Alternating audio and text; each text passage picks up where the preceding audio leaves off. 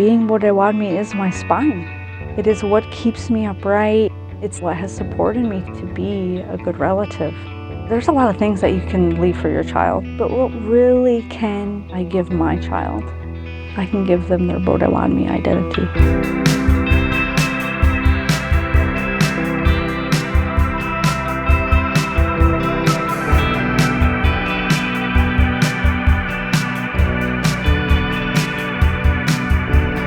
That's something I want my children to have from day one. This is who you are, this is who we are. I don't want them to ever have to question that.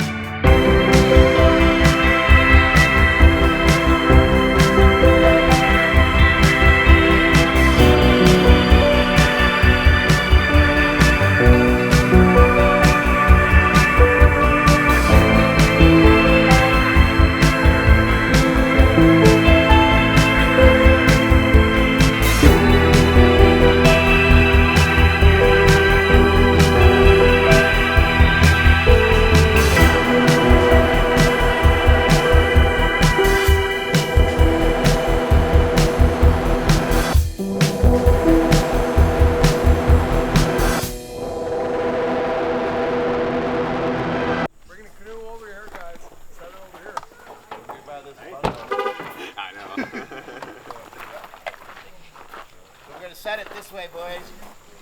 Sage.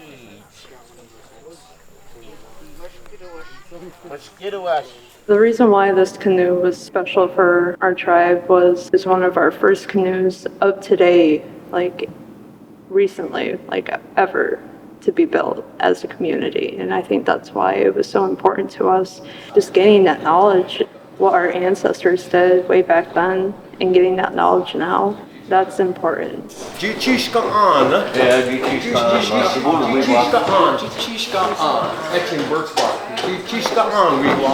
was a lot of hard work and dedication into building just that one canoe. They were out there every day, 9 till 5 or 6 at night, just working on it. Having our tribes community out there, having other tribes communities, it really empowered me. I think the most empowering about it was that I was the first one to be in that canoe and to be on the water with it. They said that they needed someone to test it out, someone young and someone that's in a water clan. And we were all looking at each other, but they were looking at me. I was like, I can do it if no one else wants to do it. Now, here I am, the first citizen to be in this canoe and to test it out, and it was just amazing.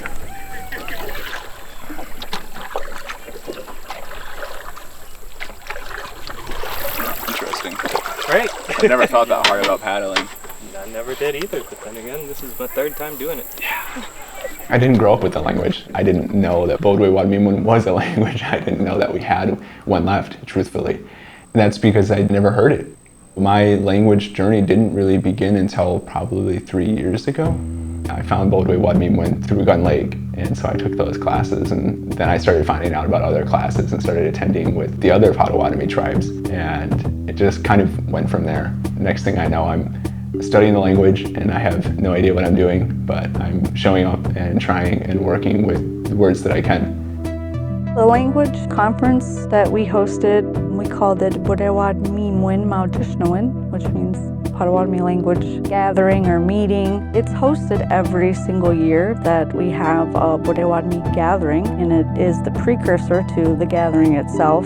It's just an opportunity to bring like minds together who are doing this really important language work. Now let me see your hands on your shoulders. Go. I need you. Go.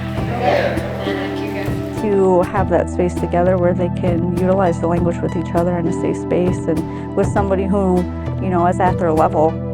It's also an opportunity for us to catch new potential students. Chica. Benash-she.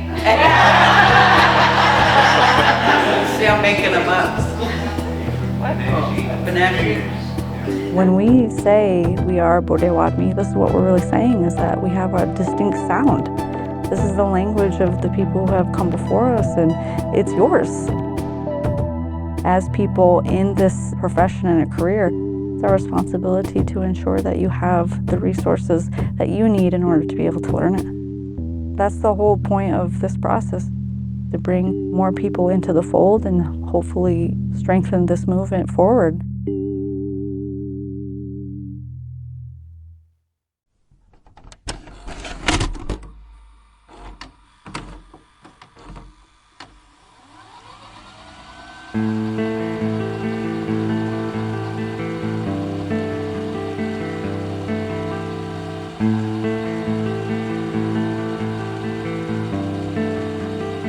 God is important to me. People don't realize that us doing our culture, doing the language, and even knowing our history, it allows us to be our own sovereign nation. When the outside culture is making the decision on who's native and who's not, they're going by prison rules. You are what you look like.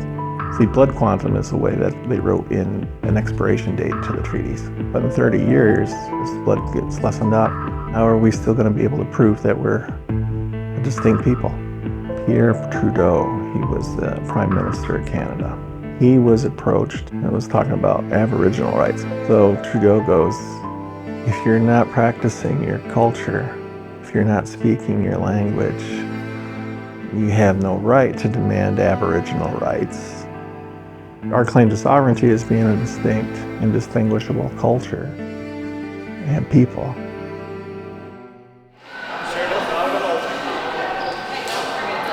I was always told to do one beat out of place and to like intentionally do something off, just to show that like there's like an imperfection. But I don't see a whole lot of people do that.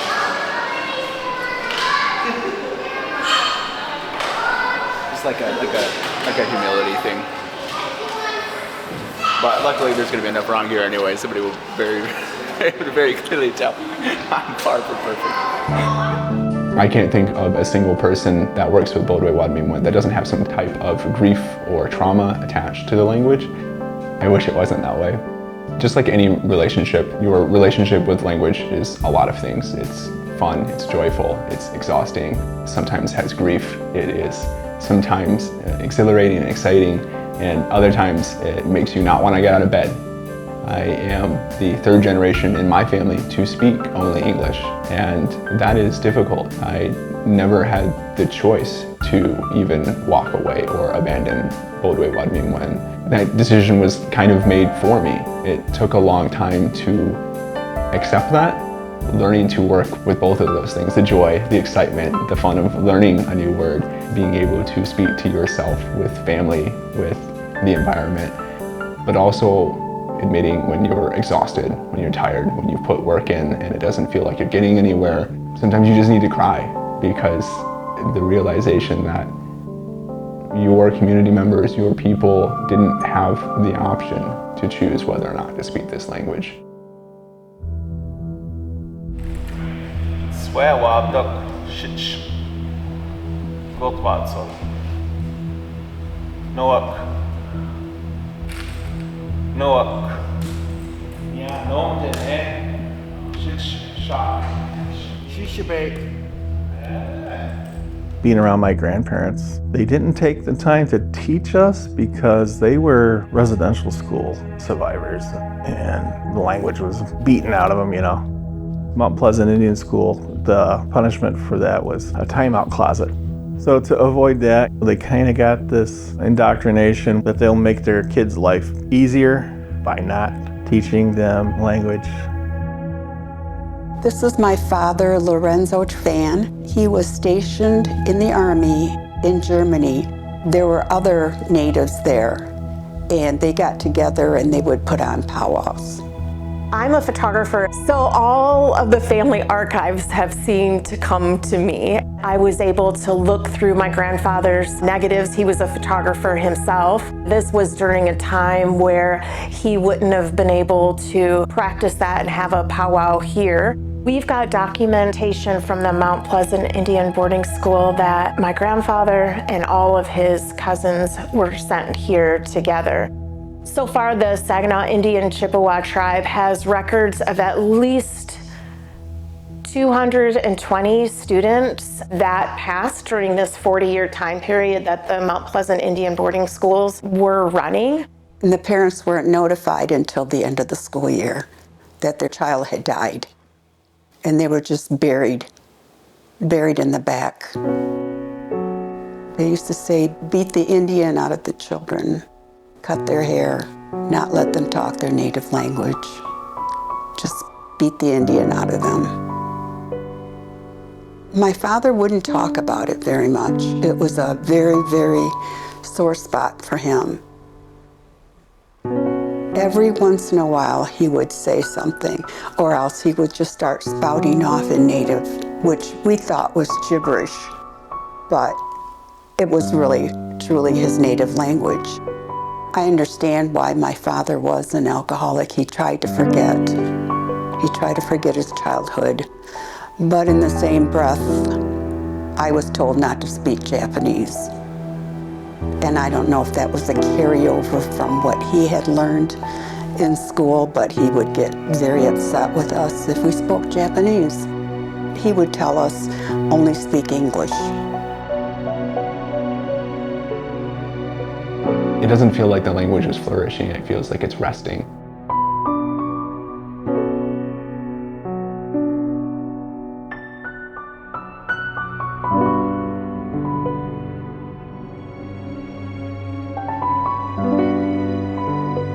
Right offhand, I would say we've probably got about 80 people that study, heritage speakers, probably 20. Native speakers, we're probably down to about 3.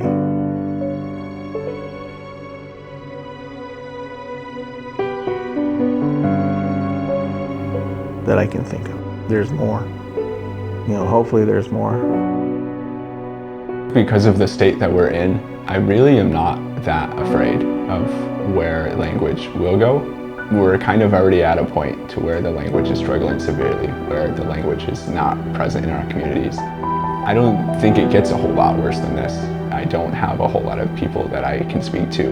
If I fluently understood the language, there aren't many people that I could have a conversation with on the same level.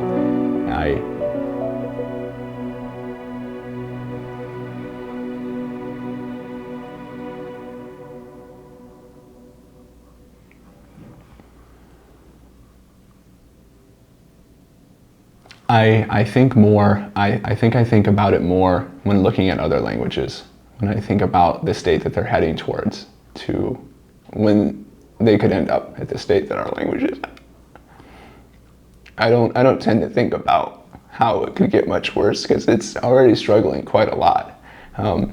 There isn't a whole lot of BODEWADMI references left. There isn't a whole lot of dialects left. They're kind of all merging together into their own little groups. You've got a few smaller groups that are trying to work with what resources and what speakers they have left. But we've lost a lot already.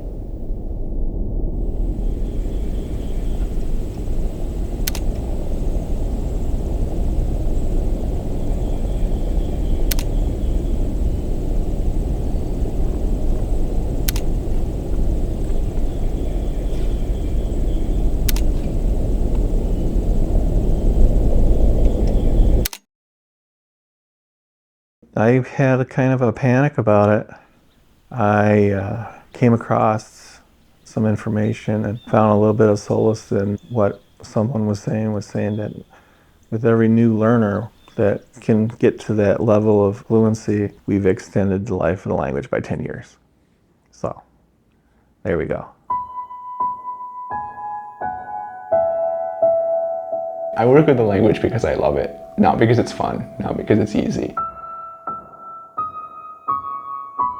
Because I want to give my community and I want to give my children the opportunity to choose the language.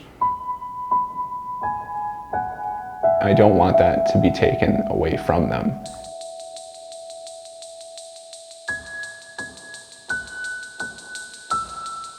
We're still here. And and we're coming back bigger than ever. Trying to revitalize our language, our culture, anything significant to us. Our ancestors, through the darkest of times, all they did was put one moccasin in front of the other. And they're not expecting any more out of us. That's all we can do, is just keep moving forward. And as long as we are intentional in every footstep that we put down and we ensure that it's good for us and it's good for our family and it's good for our clan, it's going to be good for our community, and that has to be good enough. Saying bonjour in your household, if that's what your family commits to, it's going to grow to something else. That's just the way life is. It just grows, it multiplies. In one generation, we cannot save this language. I do believe that we are going to see second generation fluent speakers. And in another generation's time after that, maybe two, we could possibly see first generation language speakers. Maybe not long after, I walk on. I do believe that I will be up there and I will hear the sounds of first language speakers' children, for sure.